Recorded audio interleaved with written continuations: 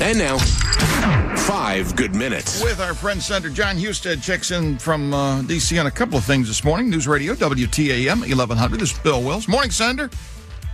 Good morning. How you doing? I'm good. I got a list. I want to jump around a little bit, and I know you're busy, but let's start first, obviously, with a sad story, the horrible assassination of Charlie Kirk. I know I'm sure you feel like all of us, there's no place for that in this country, in this society, first of all. Right, Senator? Absolutely no place for it. We can't, we settle our political disagreements at the ballot box in this country. We don't resort to violence. We don't try to silence people. And certainly we don't commit violence against them. And it's completely a tragedy for our country. It's tragic for his children and his wife. And I'm heartbroken over it. Vice President Vance using Air Force Two to fly Kirk's body back to Phoenix, and saw that Isha Vance was trying her best to console Charlie's wife, of course. But my goodness, that story continues to play out. A couple things while I got you. When you guys got back in session the last week or two, and over on the House side too, don't we have the clock ticking on the end of the month on a budget again? Explain this to me. Yeah, hey, I'm the new guy, so I'm learning a little bit about this. We're not blaming you, but what's going on? So, this is the appropriations process, the part that runs the government, runs the agencies, housing and urban development, all of the things that people come to rely on.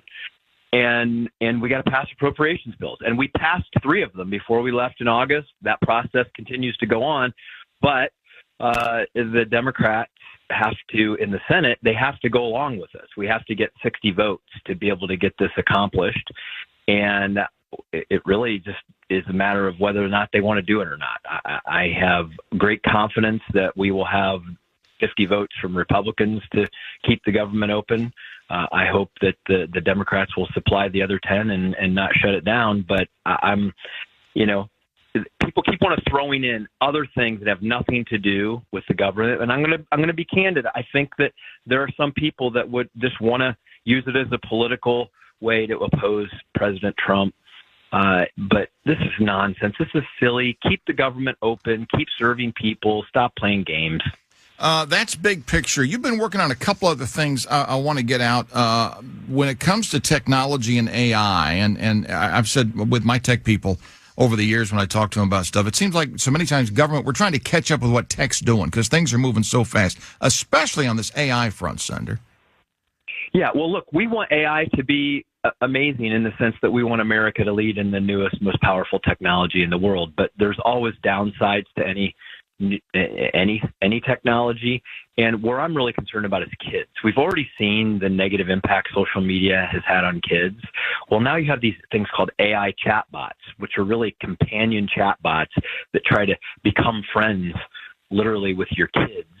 And a lot of times they give them sexually suggestive materials. They engage in discussing suicide or other things with them. This has to stop. Like, we can't have this going on with our kids with the next iteration of these new technologies. So what I have is called the Chat Act, where we're going to say, hey, tech companies, you got to have parental consent for anyone under 18, and you cannot, under any circumstances, provide the sexually explicit content or other things of that nature with children. And right now it's out there. Yeah. I would encourage any adult, if you don't believe me, go find some of these companion chatbots, engage in those conversations, and that's where they'll take you. Scary. We don't want that for our kids. We got to stop it now. Scary. Hey, while I got you, one of the things, Snap, you're looking at eligibility rules, and not to get too lost in the high weeds, but age-wise, is this an expansion possibility you're looking at, or what? Explain this to me.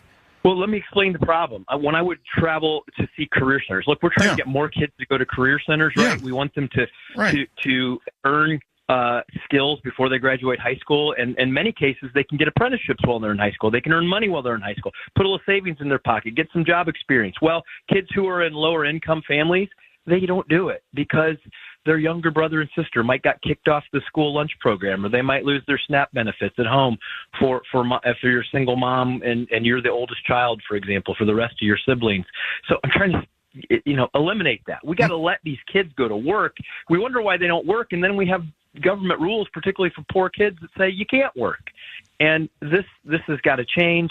Something I discovered when I was lieutenant governor about the federal government. Now that I'm in the federal government, I'm trying to change it.